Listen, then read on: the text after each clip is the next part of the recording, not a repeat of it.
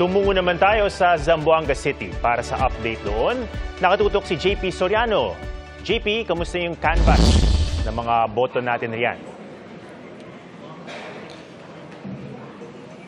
Naku, Atom, bago ko bigay yung update dun sa nangyayaring canvassing sa Zamboanga City, itong Zamboanga City at Maguindanao kung nasaan si June Veneracion ay parehong sakop ng Western Mindanao Command. Pero ang layo po ng sitwasyon dito kasi dito ho malayang nakakapasok ang mga poll watcher, basta may ID ka.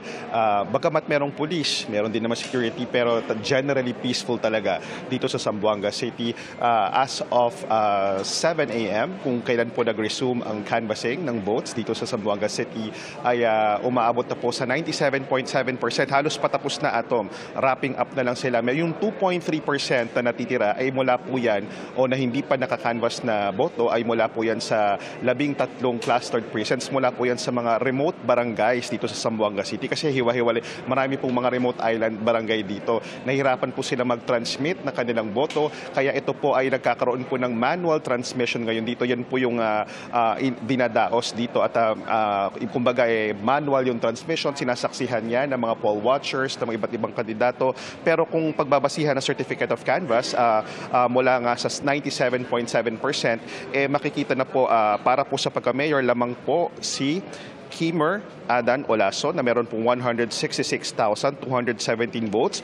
Laban po kay Manix Dalipe na meron pong 119,616 votes. Sa pagka-Vice Mayor, Atom, lamang yung dating naging mayor na ng Zamboanga City na si Beng Climaco, meron po siyang 212,316 na sinundan po ni Vino Gingona na 117,376 votes. So ito po anytime magkakaroon po ng proclamation. Ang binabantayan po dito ng mga poll watchers, napansin natin yung medyo dikit yung laban, yung scores. Although meron pong natitirang mga 2.3%, ito pong naglalaban para sa pagka-congressman or House of Representative sa Zamboanga 1st District. Si Kat Chua meron pong 53,274 votes, habang si Pinpin Pareha meron pong 52,243 votes. Tinanong natin kung magkakaroon pa ba ng impact yung natitirang 2.3%. Sabi, abangan natin yan at importante rin yan at nakaabang nga rito yung mga poll watchers at anumang oras ngayon ay magkakaroon po ng proclamation. Pero isa po sa mga patuloy na whoever wins sa pagka-mayor, sabi ng COMELEC, Zamboanga, itutuloy na lang yung kanilang investigasyon sa nangyaring kaguluhan ilang araw o 2 araw bagong eleksyon kung saan po merong nasawi at pinaghinalaang sanhi ito ng vote buying.